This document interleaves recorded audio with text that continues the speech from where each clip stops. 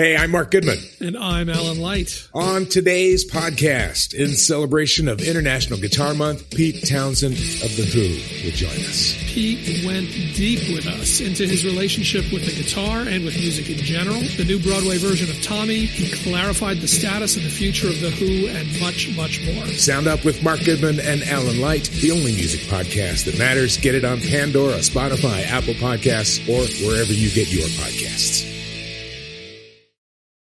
Do you think Jersey's still slept on in the hip-hop community?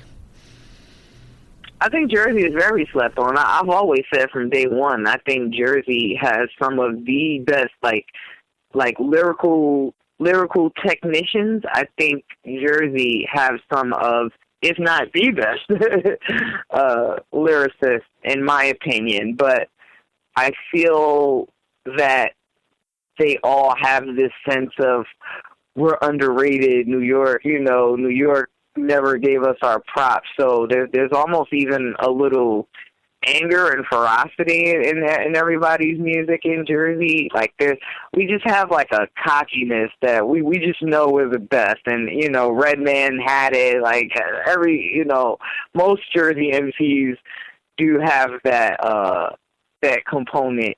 And I think it does come from, we have to be extra lyrical in order to be recognized, because you can be from New York and, just talk about flossing and, everybody from New York gets a pass, whereas New Jersey artists feel like, no, we got to destroy in order to get attention, and it shows. I hear it in the music. Yeah, I remember I interviewed Elda Sensei a few months back, and I remember him telling a story about how they used to do New York shows, and then afterwards, while they were leaving, they would tell people they're from Jersey.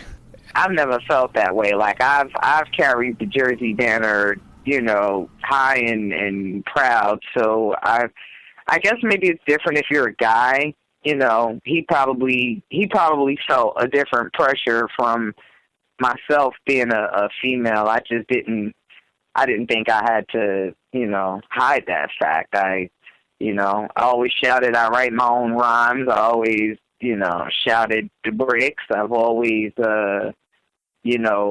boasted that I don't have to sell sex. I don't have to sell sex. That was all part of my moniker. So I didn't feel that pressure. I don't think Jersey MCs do feel that way, but I think they feel the need to, I guess, make it a point when they're making music.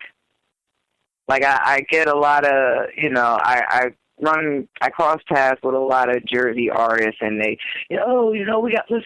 Instead of just saying, "Hey, what's up, Digga? I'm a fan of your work. Want to do it? Can we discuss the possibilities of collaborating?" Instead of just approaching me like any normal artists from anywhere outside of Jersey. Jersey artists have a tendency to say, "Yeah, can we do this record? Because we gotta, us Jersey artists gotta stick together.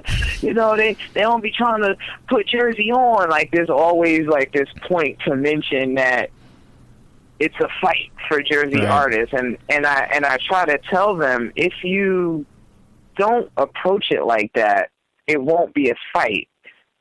Like, you should just be focusing on making the best music possible, and, whatever fan base you accumulate is yours. You don't have to feel like you have to do anything special, on behalf of New Jersey in order to make it, or in order to feel validated. I don't know, but I get that.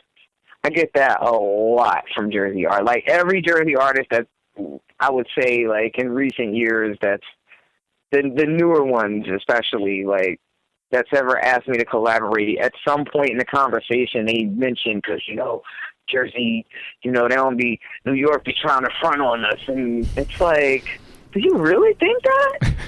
Right. Like y'all really believe? Like people have really grown up and embedded that in their brain. And is that because they're just so new that they're not touring as much, or is there just kind of, it's just something they have? No, yeah, like I think it's because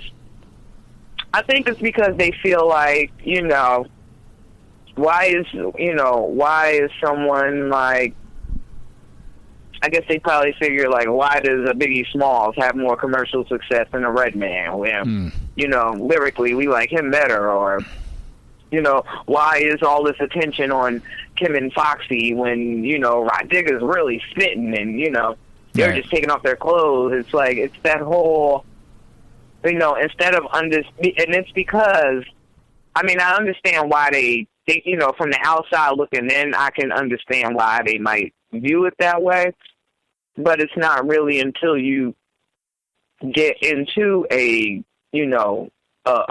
corporate music structure where you really understand how those things work. And I can't sit down and explain to every single person, well, the reason why I'm not number one on Billboard is because I'm not making poppy jingly records. I'm making, right.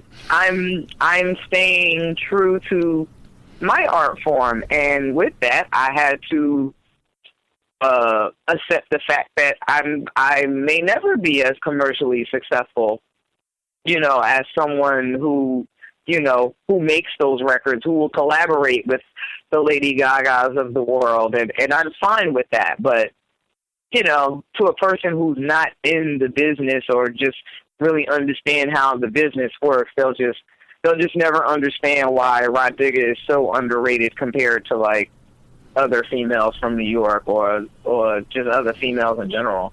Hey, I'm Mark Goodman. And I'm Alan Light. On today's podcast, in celebration of International Guitar Month, Pete Townsend of The Who will join us. Pete went deep with us into his relationship with the guitar and with music in general, the new Broadway version of Tommy. He clarified the status and the future of The Who, and much, much more. Sound Up with Mark Goodman and Alan Light, the only music podcast that matters. Get it on Pandora, Spotify, Apple Podcasts, or wherever you get your podcasts.